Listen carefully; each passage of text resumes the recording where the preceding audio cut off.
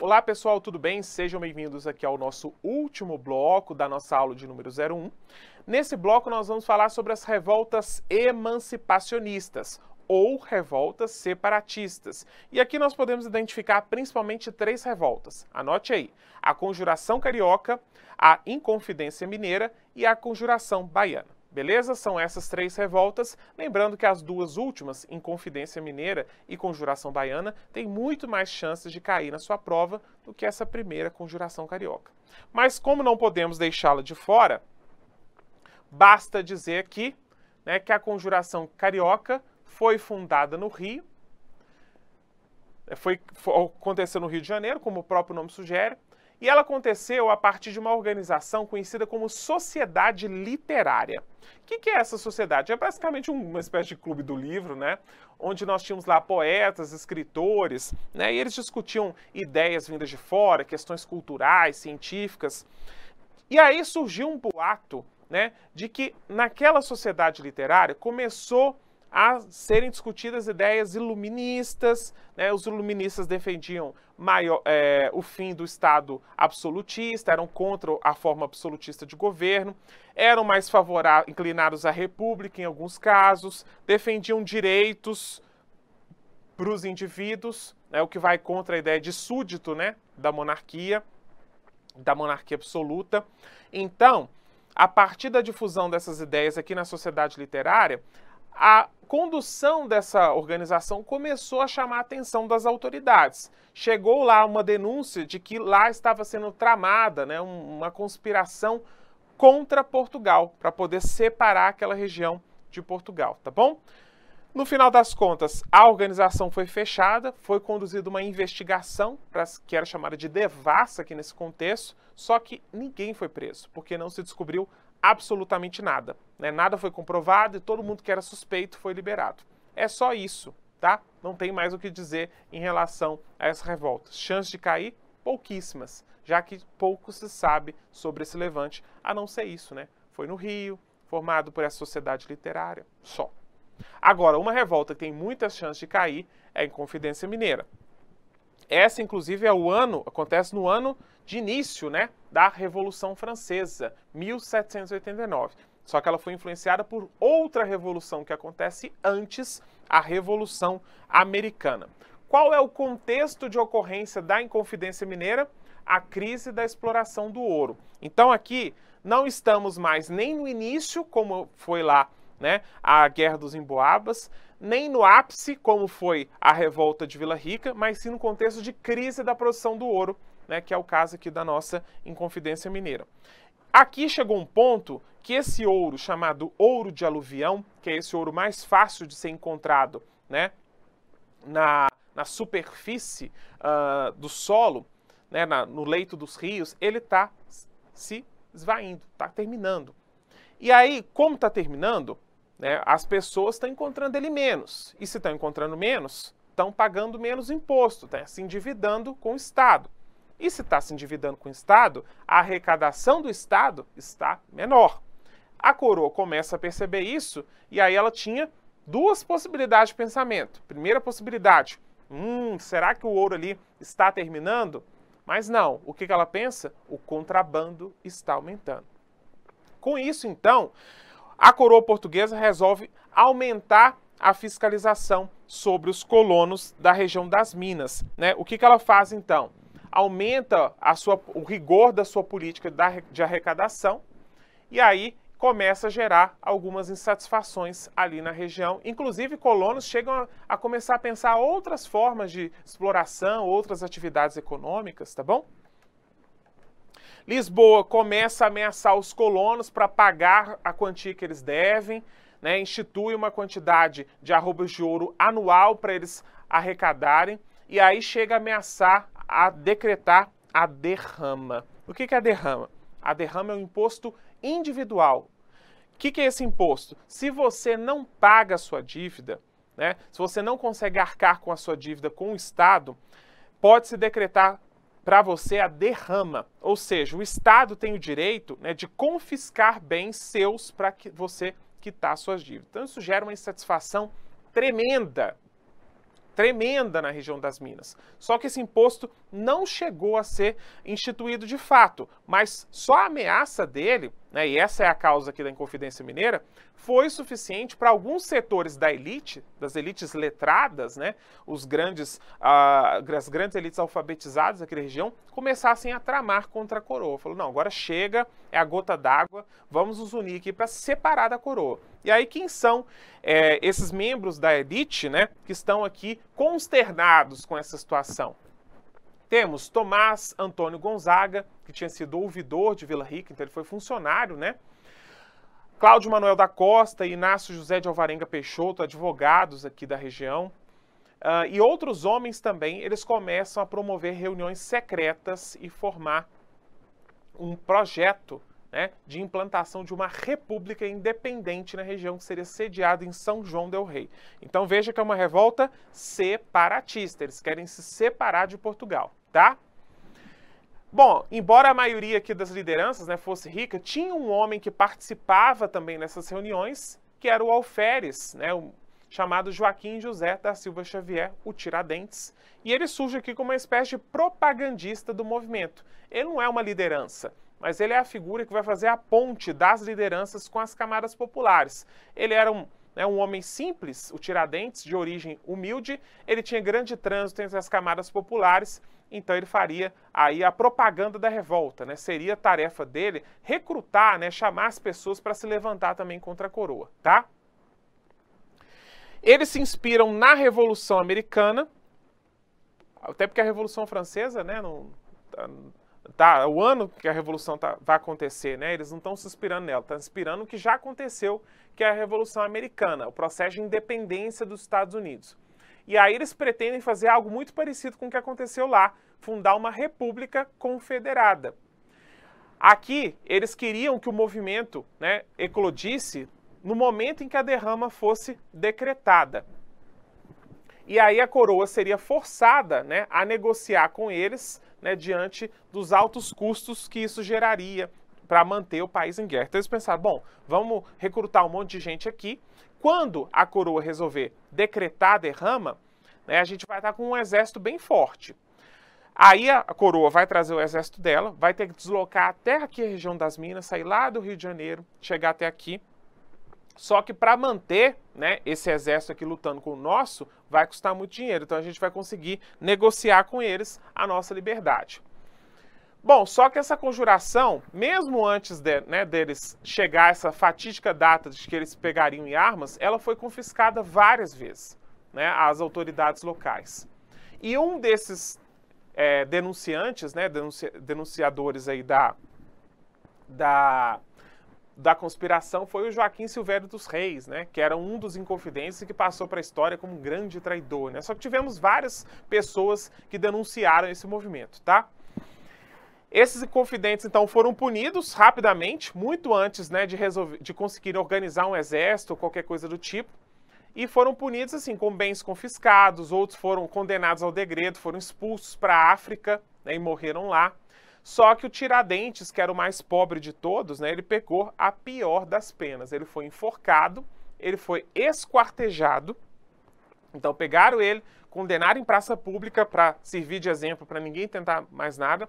Depois pegaram o corpo dele, esquartejaram, cortaram vários pedaços, expuseram essas partes do corpo dele em estradas, né, da região, para que todo mundo visse, tivesse certeza, né, de que estavam vendo o que estava acontecendo. Queimaram a casa dele e ainda por cima salgaram o solo para que não crescesse nem mato lá, né, para condenar não somente ele, mas todas as futuras gerações dele, né, para que os filhos, os netos, os bisnetos do Tiradentes não conseguissem nem plantar na terra que tinha sido dele. Então essa foi a pior das penas aqui nesse contexto da Inconfidência, tá bom? Pontos importantes da Inconfidência: movimento organizado pelas elites, tinha propósito separatista, buscou fundar uma república. Falou sobre escravidão? Nem comentei. Não falam de escravidão, então provavelmente queriam manter a escravidão. E outro ponto também, foram inspirados na Revolução Americana, tá? Esses são os pontos importantes aqui da nossa revolta.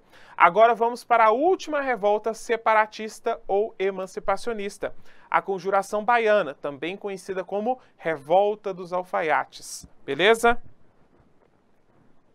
Há quem chame ela também de Revolta dos Búzios. Vou até colocar aqui, ou Conjuração dos Búzios, tá? Mas esse é um nome mais recente.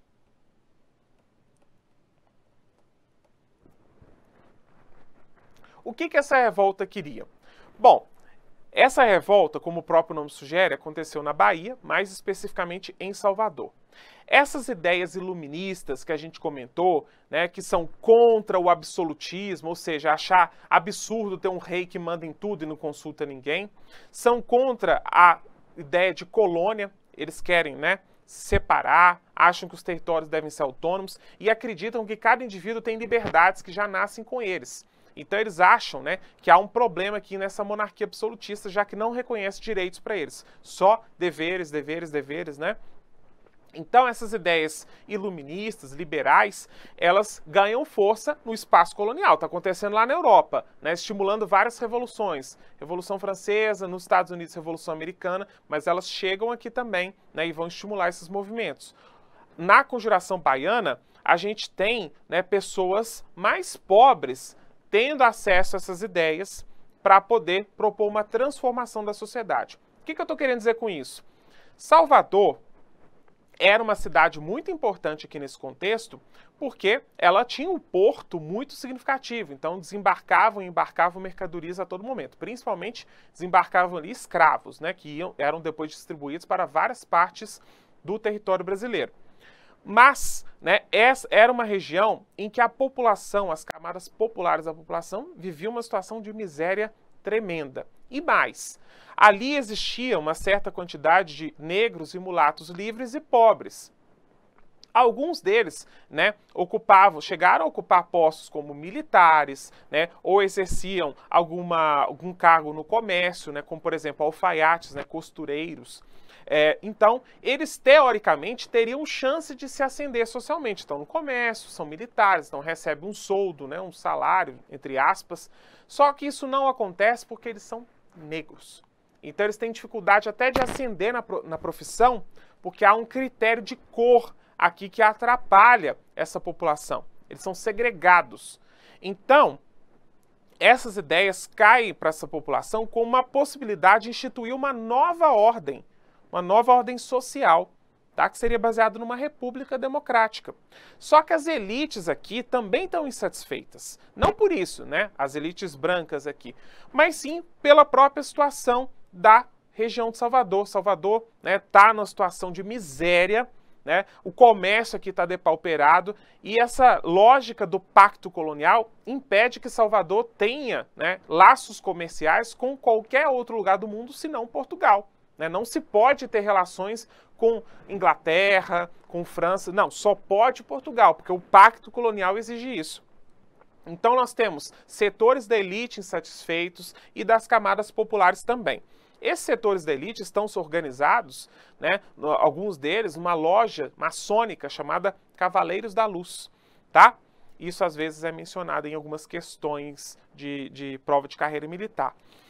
Já os pobres, né, eles também têm acesso às mesmas ideias, às mesmas teorias que estão mexendo a cabeça aqui dos colonos mais ricos, né, e também acham que é necessário que promover alguma transformação, só que na concepção deles deve ser ainda mais radical, né, para poder contemplá-los também. Não é só romper com Portugal, é preciso promover transformações dentro da sociedade baiana, tá bom? E aí muitos setores que têm dificuldade, né, de ascender socialmente aqui, como soldados, pedreiros, sapateiros, alfaiates, eles começam a se unir a esse movimento de contestação contra Portugal. Né? Como temos alguns alfaiates aqui como líderes do movimento, ele fica conhecido como Revolta dos Alfaiates, tá? É interessante dizer que esses rebeldes, né, principalmente os mais pobres, eles estão sendo influenciados por dois movimentos que estão acontecendo. A Revolução Francesa, que nesse momento aqui, lá na Europa, quem está no poder são os jacobinos, né, que é um grupo mais radical, que está promovendo algumas transformações muito bruscas lá na França, e a própria Revolta do Haiti, né, que foi um movimento que aconteceu, que foi um processo, né, a Revolução do Haiti, que foi a independência daquela ilha, dos franceses, expulsou os brancos, né, perseguiu muitos e formou um governo negro, composto aí por homens negros livres. Acabou com a escravidão, os escravos foram libertos, então foi uma revolta, né, um processo de independência que foi revolucionário, porque promoveu transformações drásticas lá no Haiti. Tá? Veja que eu estou usando o conceito aqui de revolução como algo que transforma muito, não é algo que eu estou achando que é bom ou ruim, tá? É importante dizer isso, porque a gente vai trazer esse conceito de revolução várias vezes aqui ao longo do nosso curso, e sempre com um olhar de conceito. Não é algo que eu gosto, aí o que eu gosto eu chamo de revolução, o que eu não gosto eu chamo de outra coisa. É um conceito que sugere transformação econômica, política, cultural, várias transformações, tá? Então, no Haiti, nós tivemos um processo de independência que foi revolucionário, porque ele acabou com a escravidão lá, levou negros, né, livres ao poder, expulsou os grupos brancos que comandavam a ilha. Então, lá acabou a colônia. Aí, os negros livres que estão aqui em Salvador estão olhando aqui e falam, opa, por que a gente não faz isso aqui também? Vamos fazer isso. É isso que a gente quer fazer. Então esse movimento inspirou e as ideias da Revolução Francesa, iluministas, também inspiraram, né, os rebeldes aqui. A gente pode dizer que no final das contas, essa conjuração baiana foi o único de todos os movimentos que eu comentei aqui que realmente tinha pretensões revolucionárias. Por quê? Porque ele queria implantar uma república democrática, então nenhum outro movimento que a gente comentou aqui na nossa aula fala de democracia, o fim da escravidão, não todos, tá? Mas muita gente chega a falar isso aqui, o aumento da remuneração dos soldados, já que temos muitos soldados envolvidos, a abertura dos portos para todas as nações, ou seja, acabar com o pacto colonial e melhores condições de vida para a população que está em situação de extrema miséria, tá bom? Vários líderes populares, como Lucas Dantas, João de Deus, Manuel Faustino, Luiz Gonzaga das Virgens. É muito interessante porque esse movimento, ele chegou a escrever, né, os seus rebeldes, vários panfletos e distribuí-los pelas ruas de Salvador, escritos à mão mesmo, defendendo a luta contra os portugueses, a liberdade. Alguns chegaram a falar do fim da escravidão, tá? A gente não pode dizer que todos queriam isso, mas alguns chegaram a dizer o fim da escravidão também. Então, é um movimento, né, que se utiliza aí dos panfletos, das ideias iluministas e, claro, foi repreendido com força aqui pelas autoridades coloniais. Essas lideranças mais pobres, né, que pegaram a frente do movimento, no final das contas, embora tivesse ali alguma participação tímida das elites, elas foram condenadas a penas tão terríveis quanto a do Tiradentes lá na Inconfidência Mineira, né? Foram condenados à forca e seus corpos esquartejados. O Luiz Gonzaga das Virgens, inclusive, teve suas mãos decepadas, né? Porque acreditava-se que ele era autor da maioria dos panfletos que circulou por Salvador. Então era uma forma de dizer, olha, as mãos que escreveram esses panfletos agora vai ser decepada como castigo. E lembrando que esses castigos são sempre públicos, né, para incentivar, para não incentivar que qualquer outra revolução do tipo ou movimento, né, aconteça, tá bom? Bom, por esse caráter tão particular, né, e confesso, né, acho extremamente fascinante esse movimento, acredito que ele tem uma chance muito grande de ser cobrado aí em provas futuras, tá? Fique bastante atento às suas principais características. Uma coisa que isso costuma aparecer às vezes também é comparar, né, as semelhanças e diferenças entre os dois movimentos separatistas que eu dei ênfase aqui, a Inconfidência Mineira e a Conjuração Baiana. E aí eu gosto sempre de trazer esse esqueminha, né, para a gente lembrar o que elas têm de comum e o que elas têm de diferente. Essa área de interseção são os pontos comuns. As duas são separatistas ou emancipacionistas, são influenciadas por ideias iluministas, ou seja, vou dar exemplos aqui, tá? Você não precisa saber isso não. Acham que os seres humanos têm direitos que nascem com eles, defendem a soberania no povo, tá? Então a soberania, a autoridade, né, de um Estado está no povo, não está no governante. E defendem também leis voltadas aos interesses do povo, tá? Não de quem governa. Para os vou pôr governados, tá? Então, são algumas ideias aqui do iluminismo. Não precisa saber isso de cor, porque isso aí já envolve contexto europeu, não vai ser cobrado na sua prova, que é a história do Brasil. Mas só saber que eles têm caráter iluminista e são republicanistas, porque querem fundar repúblicas, ok? Esses são os pontos comuns, mas agora, o que eles têm de diferente no final das contas? Vamos lá. Bom, enquanto na Inconfidência Mineira nós temos à frente do movimento elites letradas, né, da região mineira, na Conjuração Baiana nós temos homens livres e pobres da Bahia, à frente do movimento.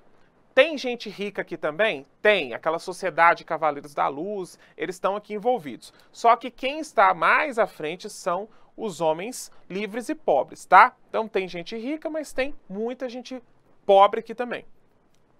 Enquanto aqui não se contemplava o fim da escravidão, em nenhum momento isso foi falado, na Conjuração Baiana nós sabemos que alguns panfletos que sobreviveram ao tempo, então eles existem até hoje, alguns deles chegaram a falar do fim da escravidão, tá? Não dá para dizer que todos queriam isso, até porque é bem pouco provável que as elites envolvidas quisessem, mas, né, alguns rebeldes chegaram a pleitear o fim da escravidão.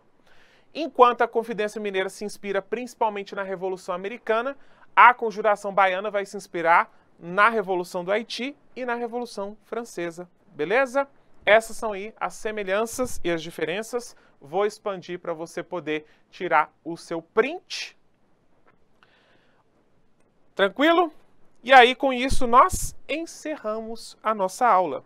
Gostou? Gostou da nossa aula? Agora fechamos de vez o período colonial, fechamos aí um dos pontos mais importantes para a sua prova, tá bom? Então, eu estou aqui deixando o meu Instagram, deixando também o Instagram do Estratégia Vestibular, do Estratégia Militares, para você não perder nada dos nossos próximos eventos, das nossas próximas aulas. Tranquilo? Então é isso, pessoal. Na nossa próxima aula nós vamos falar sobre o Brasil Império I, o que eu estou chamando do período que corresponde do período joanino até ao golpe da maioridade, que encerra o período regencial, tá bom? Então eu te vejo lá para a gente falar desse período longo e bastante interessante também. Um abraço a todos, até a nossa próxima aula. Tchau!